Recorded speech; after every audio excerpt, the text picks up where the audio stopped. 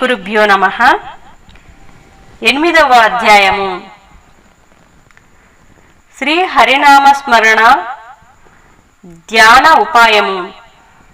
వశిష్ఠుడు చెప్పినంత విని, మహానుభావ, తమరు చెప్పిన ధర్మములన్నిటినీ శ్రద్ధగా వింటిని.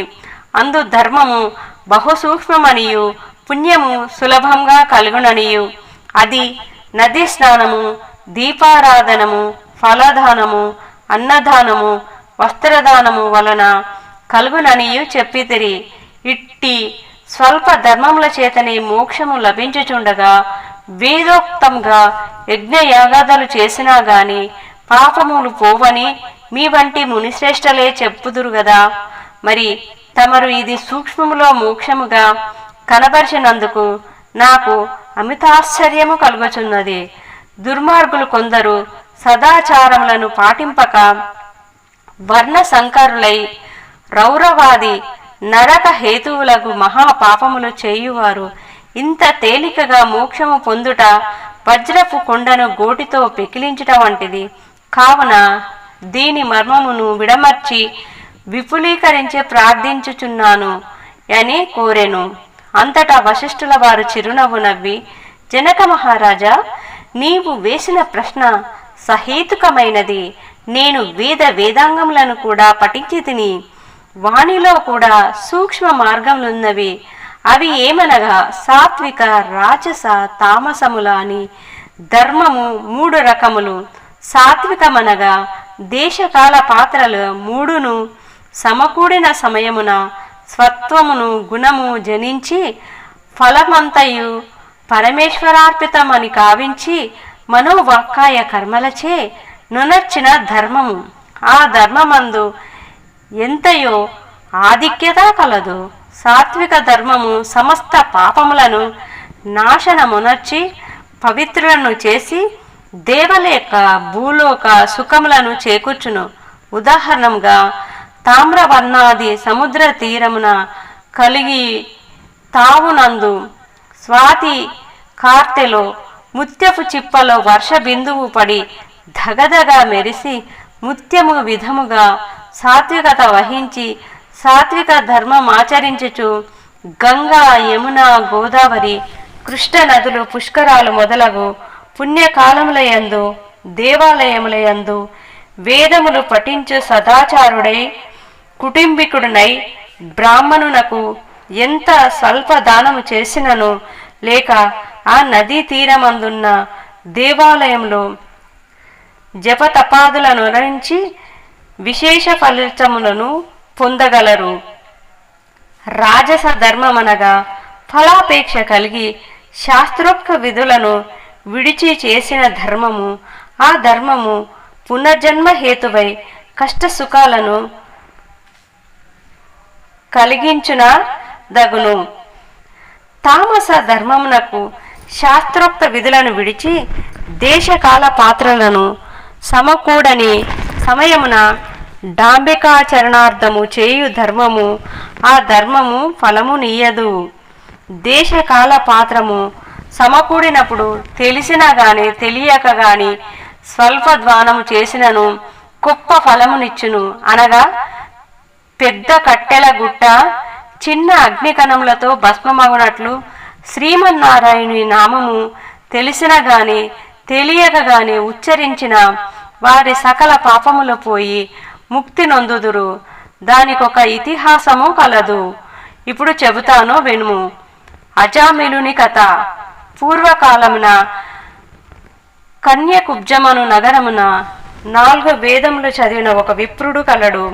అతని పేరు సత్యవ్రతుడు.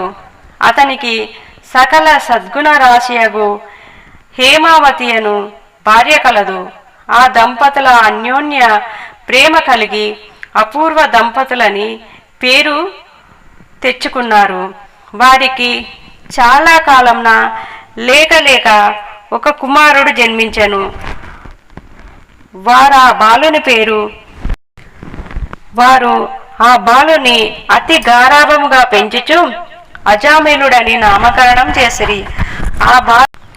ఆ బాలుడు దినదినము పెరిగి పెద్దై అతి గారాభము వలన పెద్దలను కూడా నిర్లక్ష్యంగా చూచుచు దుష్ట సావాసములు చేయుచు విద్యను అభ్యసింపక బ్రాహ్మణ ధర్మములను పాటించక సంచరించుచుండెను. ఈ విధముగా కొంతకాలమునకు యవ్వనము రాగా కామాంధుడై మంచి చెడ్డలు మరిచి యజ్ఞోపవీతము తెంచి మద్యము సేవించుచు ఒక ఎరుకల జాతి స్త్రీని వలచి నిరంతరము ఆమెతోని కామక్రీడలలో తేలుచుండెను. ఇంటికి రాకుండా తల్లిదండ్రులను మరిచి ఆమె ఇంటిలోనే భుజించుచుండెను. అతి గారాభము ఎట్లు పరిణమించినదో వింటివా రాజా? తమ బిడ్డలపై ఎంత అనురాగమున్నను పైకి తెలియపరచక చిన్ననాటి నుంచి అదుపు ఆజ్ఞలతో ఉంచకపోయిన ఎడల ఈ విధంగా జరుగును. కావున అజామిలుడు కులభ్రష్టుడు కాగా వాని బంధువులతనిని విడిచిపెట్టిరి. అందుకు అజామిలుడు రెచ్చిపోయి వేట వలన పక్షులను జంతువులను చంపుతూ కిరాత వృత్తిలో జీవించుచుండెను. ఒక రోజున ఆ ఇద్దరు ప్రేమికులు అడవిలో వేటాడుతూ ఫలము కోయిచుండగా ఆ స్త్రీ తేనెపట్టుకై చెట్టెక్కి తేనెపట్టు తీయబోగా కొమ్మ విరిగి కిందపడి చనిపోయాను. అజామిలుడు ఆ స్త్రీ పైబడి కొంతసేపు ఏడ్చి ఆ తరువాత ఆ అడవి అందే ఆమెను దహనం చేసి ఇంటికి వచ్చెను. ఆ ఎరుకల దానికి అంతకు ముందే ఒక కుమార్తె ఉండెను. కొంతకాలంన ఆ బాలిక యుక్త వయస్సు రాగా కామాంధకారముచే కన్ను మిన్ను గానక అజామిలుడు ఆ బాలికను కూడా చేపట్టి ఆమెతో కూడా కామక్రీడలలో తేలియాడుచుండెను. వారికి ఇద్దరు కొడుకులు కూడా కలిగిరి. ఇద్దరు పురటిలోనే చచ్చిరి. మరల ఆమె గర్భము ధరించి ఒక కుమారుని కనెను. వారిద్దరూ ఆ బాలునికి నారాయణ అని పేరు పెట్టి పిలుచుచున్నారు. ఒక్క క్షణమైనను ఆ బాలుని విడవక ఎక్కడికి వెళ్ళినా వెంటబెట్టుకొని వెళ్ళుచు నారాయణ నారాయణ అని ప్రేమతో సాకుచుండిరి. కాని నారాయణ అని స్మరించిన ఎడల తన పాపములు నశించి మోక్షము పొందవచ్చునని మాత్రము అతనికి తెలియలేదు. ఇట్లు కొంతకాలం జరిగిన తర్వాత అజామిలునికి శరీర పటుత్వము తగ్గి రోగగ్రస్తుడై మంచము పట్టి చావునకు సిద్ధపడి ఉండెను. ఒకనాడు భయంకరాకారములతో పాషాది ఆయుధములతో యమభటులు ప్రత్యక్షమైరి. వారిని చూచి అజామిలునికి భయము చెంది కుమారుని పైమున్న వాత్సల్యంతో ప్రాణములు విడవలేక నారాయణ నారాయణ అనుచు ప్రాణములు విడిచెను. అజామిలుని నోట నారాయణ అను శబ్దము వినబడగానే యమభటులు గడగడ వనకసాగిరి. అదే వేళకు దివ్యమంగళకారులు శంఖ చక్ర గదాధారులు యగు శ్రీమన్నారాయణి దూతలు విమానంలోకి అచ్చటికి వచ్చి, ఓ యమభటులారా, వీడు మావాడు, మేము వీనిని వైకుంఠమునకు తీసుకుపోవుటకు వచ్చితిమి అని చెప్పి అజామిలుని విమానం ఎక్కించి తీసుకొని పోవుచుండగా యమదూతలు, అయ్యా మీరెవరు?